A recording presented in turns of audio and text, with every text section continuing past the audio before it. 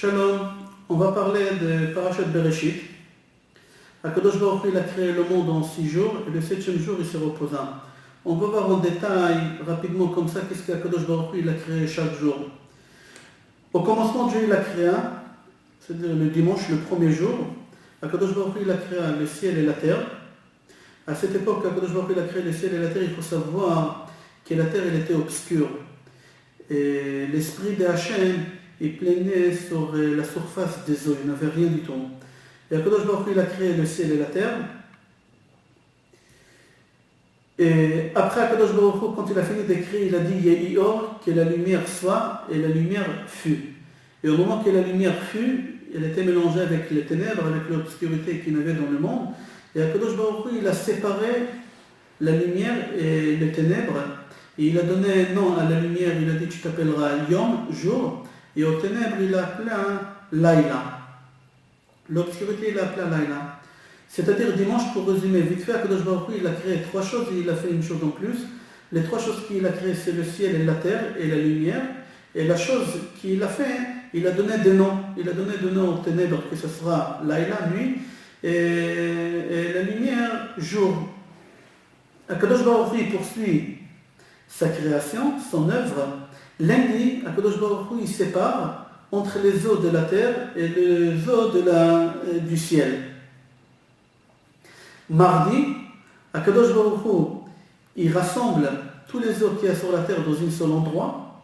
Et au moment qu'il a rassemblé tous les eaux dans un seul endroit, il y a la terre qu'il a créée déjà dimanche. Elle s'est découverte, on l'a vue. Et au moment qu'on a vu la terre, Akadosh Baruch Hu, il a ordonné à la terre de faire sortir toute arbre et toute végétale. C'est-à-dire mardi, Akadosh Baruch Hu, il a réuni tous les eaux dans un seul endroit, et il les a appelés mer en pluriel, c'est les océans, etc.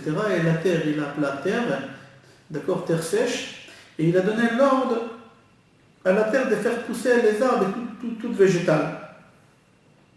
Mercredi, Akadosh Baruch Hu, il a créé le soleil, la lune et les étoiles. C'est vrai qu'on a une question qu'on se pose, mais Akadosh Baruch Hu, il a créé déjà la lumière.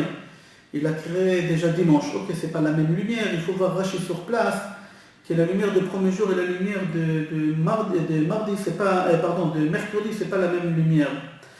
Enfin, mais il y en a qui disent que c'est la même lumière, mais Akadosh Baruch Hu seulement mercredi, c'est pas qu'il a créé, il a placé. Il a placé dans le ciel le soleil, la lune et les étoiles. Il leur a ordonné que le soleil brille le jour et les étoiles et la lune brille la nuit. Jeudi, Akadosh Baruch Hu, il a créé les poissons. Tanini, c'est les gros poissons. Il y en a qui disent que c'est les baleines, etc. Rashi dit que c'était le Léviathan. Et aussi, il a créé aussi tout ce qui est volatile. Vendredi, Akadosh Baruch Hu, il a créé tous les bétails, que ce soit bétail normal, bétail sauvage, tout ce qui rampe sur la terre, le vendredi. Après, Akadosh Baruch Hu, il a dit aux anges, Na'aseh Adam Betsalmenu Kedmutenu. Il faut qu'on crée un homme à notre image. Il a parlé en pluriel, alors on sait qu'il a parlé au Malachim. Et le 7e jour, ça c'était vendredi, et le 7e jour, Akadosh Baruch Hu, il se reposa, parce qu'il a fini toute la création, et il a béni la création. Il a béni le 7e jour. Et là, la création finit. Maintenant, la Torah, elle revient à vendredi. Au détail qu'on n'a pas parlé là, on a parlé de la création jusqu'à samedi. La Torah, elle revient vendredi. Et la Torah dit que Akadosh Baruch Hu, il a placé Adam au Gan Eden, au jardin d'Eden. Là-bas, au jardin d'Eden, il y avait des arbres, des fleurs, c'est quelque chose de magnifique qu'on ne peut même pas imaginer. Là-bas, il y avait un fleuve, que ce fleuve-là, il s'est divisé en 4 fleuves qu'on les appelait Pishon, Gichon, Chideke, les Prat.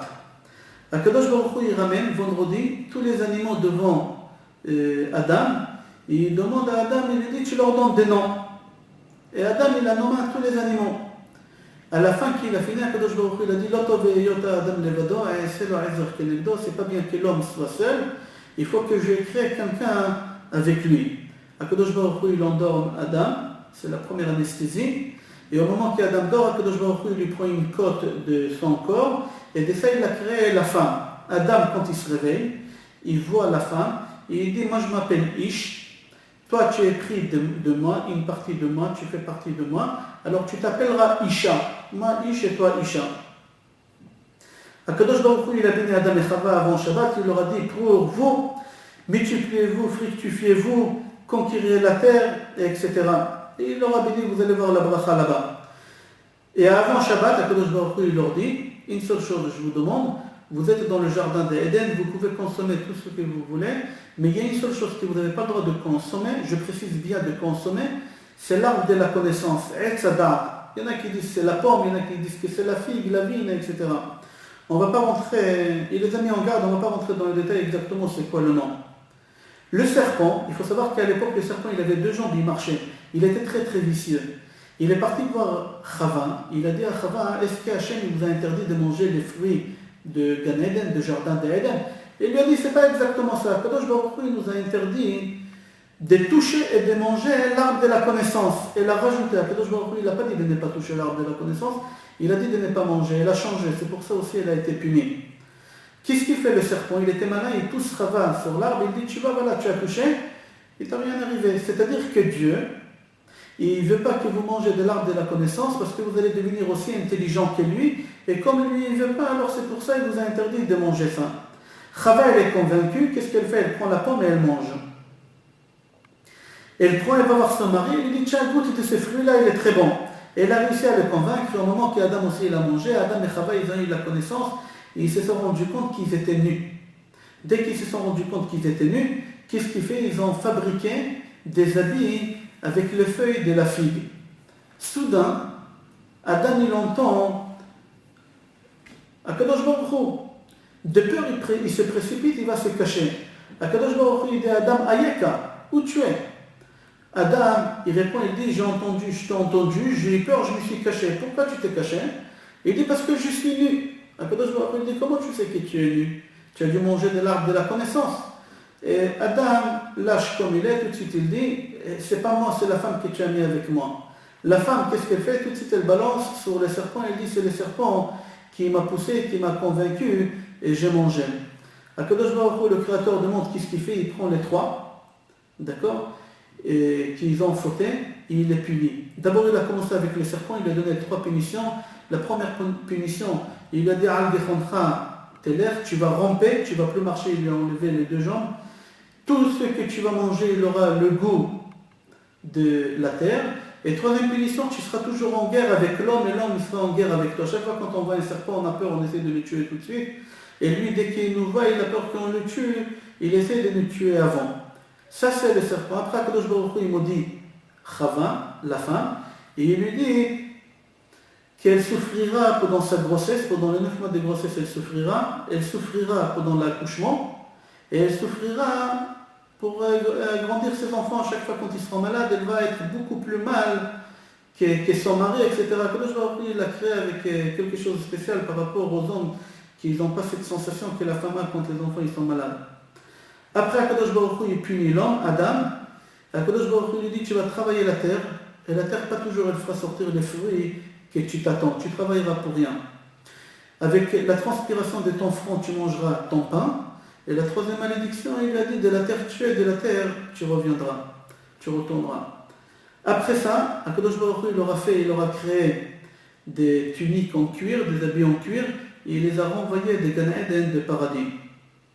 Adam et Chava, ils ont eu 2 enfants. La suite de la paracha, ils ont eu 2 enfants, Caïn et Avel. Caïn, il était berger, et Avel, il était agriculteur, il travaillait la terre. Les 2, ils ont décidé de ramener un sacrifice, un cadeau, un offrande à Hachem. Caïn, il a ramené des fruits de la terre, et Avel, il a ramené le meilleur de son bétail. Akadosh Baruch Hu, il a accepté l'offrande d'Avel, il n'a pas accepté l'offrande de Caïn. Caïn, il a fait la tête, Hachem, il lui a dit, pourquoi tu fais la tête? Et il a dit, parce que tu n'as pas accepté mon offrande. Akadosh Baruch Hu, il a dit, si tu vas essayer de te conduire bien comme il faut, etc., tu auras quand même une récompense, et sinon tu feras des péchés, je vais te punir. Le libre arbitre. Caïn ne s'est pas calmé. Le jour qu'il a eu l'occasion de tuer son frère Avel, il a tué Avel. Akadosh Baruch Hu lui dit, qu'est-ce que tu as fait?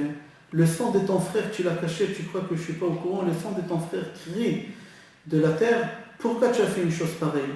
Akadosh Baruch Hu, il a maudit, il a dit que toute sa vie, il sera errant dans la terre et jamais il trouvera un endroit où il pourra s'installer.